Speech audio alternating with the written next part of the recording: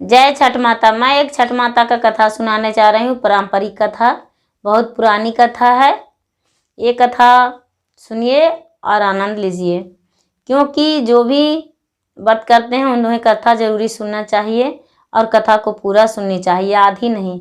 आधी सुनने में छठी माता का अपमान होती है और पूरा सुनने में ज्ञान होती है। इसलिए कथा को पूरा सुनिए और कथा के रहस्य जानिए। जय छठ माता, जय सूरज देव। बहुत पुराने ज़माने की बात है। एक राजा थे तो उनका कोई संतान नहीं था। तो राजा साहब बहुत पुण्य किए उनके लिए, अपने संतान के लिए, और बहुत घूमे। जितना दान पुण्य करना था वो सब कुछ किए, लेकिन उनका संतान नहीं हुआ। राजा बहुत दुखी थे। तो उनके दरबार पर एक बार ऋषि मुनि आए तो राजा से बोले, राजा साहब आप ऐसा कीजिए कि संतान के लिए यज्ञ करवाइए तो आपका संतान हो जाएगा। राजा साहब बोले कि ठीक है, हम यज्ञ कराएंगे। तो राजा साहब जो थे वो 1.25 महीना का यज्ञ ठान दिए। 1.25 दिए और 1.25 महीना लगातार राजा साहब अपने पुत्र के नाम से कि मेरा पुत्र का प्राप्ति हो, इसके लिए 1.25 महीना यज्ञ करवाएं। और यज्ञ करवा के और 1.25 महीना भोजन कराते रहे। साधु संत के, गरीब अमीर सबको भी पूरा 1.25 महीना लगातार भंडारा करवाएं। 1.25 महीना भंडारा करवाएं तो उनका जो लालसा था वो पूरा हो गया। रानी जो थी राजा की पत्नी तो गर्भवती रह गई। इस बात को सुनकर राजा को बहुत खुशी मिला कि चलो हम यज्ञ करवाएं तो मेरा घर में संतान का प्राप्ति हो जाएगा। मेरे रानी जो है वो गर्भवती है। राजा साहब अपने रानी के लिए बहुत सारे दाई की व्यवस्था कर दिए कि मेरा पत्नी का किसी तरह का कोई तकलीफ ना हो। वो रानी का हर सुविधा दिए घर में और सुविधा देकर रखें। लेकिन रानी का 9वें महीना एक पुत्र पैदा लिया। जब पुत्र पैदा लिया तो जिस दिन पैदा लिया उसी समय वो बच्चा मरा हुआ पैदा लिया। इस बात को राजा जाने। रानी अपने बच्चे को देखी, राजा रानी दोनों देखे। राजा रानी बहुत दुखी हो गए, बहुत दुखी, इतना दुखी थे कि अपने प्राण त्यागने को लिए निर्णय ले लिए। बहुत दुखी थे। उनके प्रजा लोग बहुत समझाने से भी इस बात को नहीं माने कि हम ऐसा नहीं करेंगे। राजा रानी दोनों मिलकर और बच्चे को मरण घाट पर ले गए और मरण घाट पर ले जाकर और बच्चा को पकड़ के गोद में, और राजा पूरा विलाप करके रोने लगे कि हमने क्या कर्तव्य किए थे, क्या गलती किए थे, जो मेरा संतान हुआ है वो संतान मरा हुआ पैदा लिया।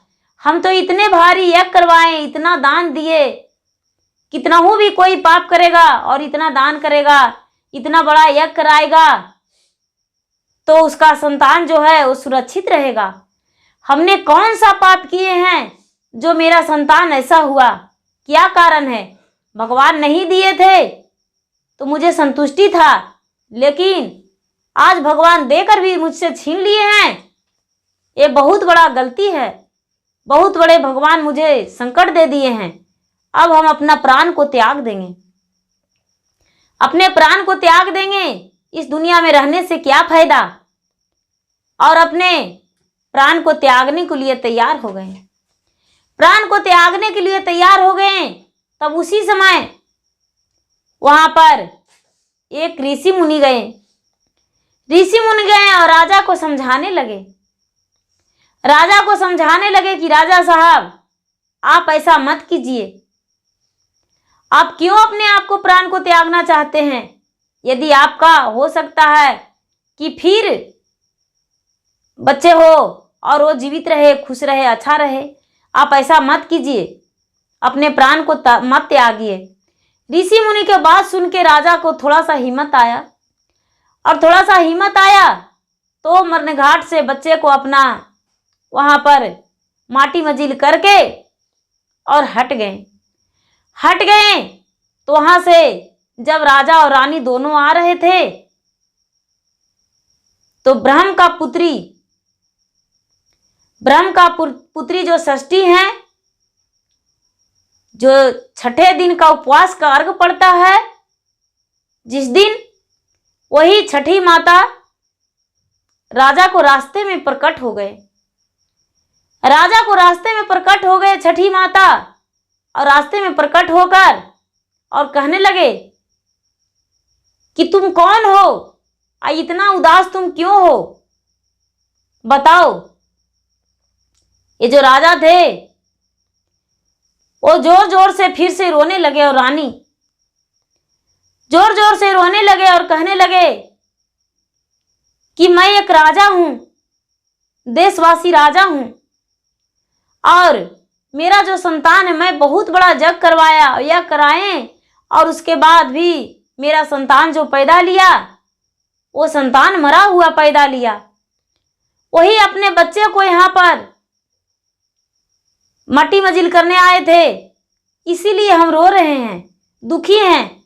हम चाहते हैं कि अपना प्राण को हम त्याग दें, इसीलिए अब हम जीना नहीं चाहते हैं।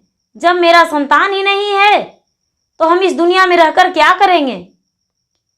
ये जो माता षष्ठी थे वो कहने लगे, छठी माता, कि नहीं, ये तो मूर्ख का काम है, हम तुम्हें उपाय बताते हैं, यदि करना चाहो तो तुम्हें पुत्र का प्राप्ति हो जाएगा, और जो तुम्हारा पुत्र होगा वो अमर बन के रहेगा। राजा बोले, माता आप कौन हैं? पहले मुझे परिचय बताइए, हम कैसे माने कि आपका कहा अनुसार सही होगा? ये जो माता षष्ठी थे वो बोले कि मेरा नाम छठी है, हम षष्ठी माता हैं, हम ब्रह्म का पुत्री हैं, और मेरे नाम से आज के दिन उपवास रहते हैं पूरा 24 घंटा, और उपवास रह के अर्घ देते हैं। छठ जो कहते हैं तो मेरा ही नाम से पड़ता है। महिलाएं और पुरुष भी, बच्चे भी मेरे नाम से गंगा में खड़ी होकर और सूर्य को ध्यान लगाकर अर्घ देते हैं। यदि तू मेरा व्रत करोगे और पूरा प्रज्वलित कर दोगे इसके बारे में, छठी के बारे में, कि षष्ठी का व्रत कीजिए और षष्ठी के दिन उपवास रह के अर्घ दीजिए, तो तुम्हारा जो संतान होगा वो जीवित रह जाएगा। इस बात को सुनकर राजा को शांति मिला। दोनों पति पत्नी उनके चरण छूकर आशीर्वाद लेकर और घर आ गए और घर आकर इस प्रण को ले लिए कि जब भी छठ आएगा तो हम लोग दोनों पति पत्नी छठ करेंगे। वो क्या किए कि जब छठ का महीना आया तो पूरी कार्तिक मास में स्नान किए, जाकर गंगा स्नान किए, और जब पिछला पख चौथ के दिन गंगा स्नान करके और नियम धर्म से भोजन बनाकर और खाना खा के और दूसरा दिन उपवास रह गए। उपवास के दिन भी प्रसादी बना के और लोग अड़ोस पड़ोस के खिलाए, अपने भी खाए। षष्ठी के दिन पूरा दिन उपवास रहे दोनों पति पत्नी। बाजार से जितना भी बन पड़ा उतना फल लाए, जो भी पकवान बनाना था वो बनाए, और बनाकर और सूप में सजाकर और दोनों पति पत्नी जाकर गंगा जी में खड़ी हो गए। सब जितना अर्घ दे रहे थे वो सब लौटकर आ गए। लेकिन ये जो पति पत्नी थे वो पूरा दिन पूरी रात गंगा जी में ही खड़ी रह गए। गंगा जी में जब खड़ी रह गए तो सूरज महाराज जो थे वो उनका किरण उगने लगा। तो ये पूरी शाम से लेकर सुबह तक जब जल में दोनों पति पत्नी खड़ी रह गए तो राज सिंहासन जो भगवान का था वो डोल गया, डोलने लगा डग डग डगमग। जब तक सूरज नहीं उगा था डोलने लगा। सूरज भगवान सोचने लगे कि मेरा सिंहासन जो है कैसे डोल रहा है, कौन इतना संकट में है, क्या हुआ है जो इतना डोल रहा है। ये माता खष्टी थे, वो बोले कि सूर्यदेव,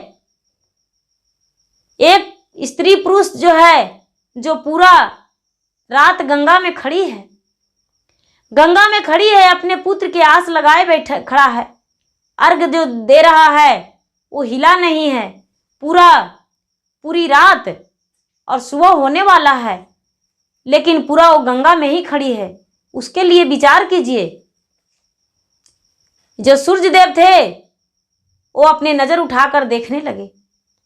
जब नजर उठाकर देखने लगे तो सोचे कि अरे ये तो एक साधारण बहुत दान पुण्य करने वाला मानव है, इसे तो संतान की प्राप्ति जरूरी होना चाहिए, इसमें तो कोई दोष पाप नहीं है, फिर भी इसको क्यों नहीं संतान है। जो सूर्यदेव थे वो गंगा में जाकर राजा के सामने प्रकट हो गए और बोले कि बोलो पुत्र, तुम्हें किस चीज का जरूरत है, जो सारी लोग आए और अर्घ देकर चले गए और तूने पूरी रात गंगा में खड़ी रह गया है, तुम्हारा क्या कष्ट है बताओ। ये जो राजा थे वो बोले कि भगवान, आपने दर्शन दिए हैं, इतना ही धन है, लेकिन मेरा पुत्र नहीं है। जो मेरा पुत्र हुआ वो मरा हुआ और इसीलिए हम कष्ट में खड़ी हैं यहाँ। हम चाहते हैं कि मेरा पुत्र जीवित हो जाए, मेरा पुत्र जीवित हो जाए और उसके बाद भी मेरा पुत्र हो तो जीवित रहे। इसीलिए हम इस व्रत को किए हैं, दोनों पति पत्नी, और गंगा में खड़ी हैं। यदि ऐसा वरदान देते हैं तो ठीक है, नहीं तो हम इसी गंगा में अपने प्राण को त्याग देंगे। जो सूर्य भगवान थे और जो षष्ठी माता थे वो दोनों सोचने लगे कि यदि राजा प्राण को त्याग देगा इस कारण, तो सारे संसार में इस नाम से व्रत करने को लिए कोई नहीं चाहेंगे, कोई नहीं करेंगे और सीधा सोचेंगे कि व्रत करने से क्या फायदा। तो दुनिया में पूरे संसार में पाप का नाम ज़्यादा चलेगा और पुण्य का नाम बहुत कम होगा, क्योंकि सारे लोग बोलेगा कि उन्होंने तो बहुत सारे जग कराए, दान किए, पुण्य किए, लेकिन उसका पुत्र नहीं हुआ, इसलिए हमें इसी पुत्र देना ही होगा और इसका पुत्र को जीवित करना होगा। तो जो षष्ठी माता थे वो अपने शक्ति से उसके बच्चे को जीवित कर दिए, उसके बच्चे को जीवित कर दिए। राजा जब गंगा से राजा को बोले कि ठीक है, जाओ अरार पे जाके और अपना धूप दीप जोत जलाओ, तुम्हारा अर्घ स्वीकार है, तुम्हारा अर्घ को हम स्वीकार कर रहे हैं, तुम्हारा वचन को स्वीकार है, हम तुम्हें पुत्र को प्राप्ति देंगे। जैसा ही राजा अरार पे गए तो जो छोटा बालक था राजा को, वो वहां सामने आ गया, रानी के गोद में, रानी के गोद में आ गया और रानी का दूध अपरंपार हो गया। और रानी अर्घ देते देते, धूप जलाते जलाते अपने बच्चे को दूध पिलाने लगी और खुश हो गई और कहने लगी कि हे सूर्यदेव, आप में तो इतना शक्ति है, इतना अपरंपार शक्ति है कि मेरा पुत्र मर भी गया था, इस दुनिया से चला गया था, उसको भी जिला दिए। इससे बड़ा अपरंपार क्या शक्ति हो सकता है, आप में अद्भुत शक्ति है। ऐसा कहके और सूर्यदेव को प्रणाम किया। सूर्यदेव भरमुख आशीर्वाद दिए और सौभाग्यवती भवा कहने का दिए, आशीर्वाद दिए और उसके पुत्र के लंबी आयु के लिए आशीर्वाद दिए। और राजा रानी पूरे नगर में पूरा अपना बताए कि देखिए सब लोग जो नहीं जानते हैं वो भी षष्ठी व्रत कीजिए, छठ माता का व्रत कीजिए, उपवास रख के और अर्घ दीजिए, क्योंकि भगवान के पूजा करने से, छठ करने से पति के लंबे आयु होती है और उनके पुत्र के भी लंबे आयु होती है। घर में धन के समृद्धि होती है, प्राप्ति होती है, सुख शांति से परिवार रहते हैं, किसी चीज का कमी नहीं होती है। सारी लोग को ऐसा राजा रानी बताए, अपने पुत्र के बारे में बताए और दिखाए। और राजा को कुछ दिन बाद एक पुत्र और हुआ और दोनों पुत्र जो था बहुत संस्कारी निकला। और राजा रानी अपने भी छठ किए और बच्चों को समय होने पर अपने बच्चे से भी छठ करवाए और सारा दिन छठ का गुणगान गाते रह गए और इस चीज को आगे बढ़ाते रह गए। पारंपरिक व्रत इसीलिए मानी जाती है, ये पूर्वजों करते थे और करते आ रहे हैं, हम लोग भी कर रहे हैं, हमारे बच्चे भी करेंगे। ये पारंपरिक छठ व्रत है, ये कोई नया नहीं मानी गई है। जय छठ माता।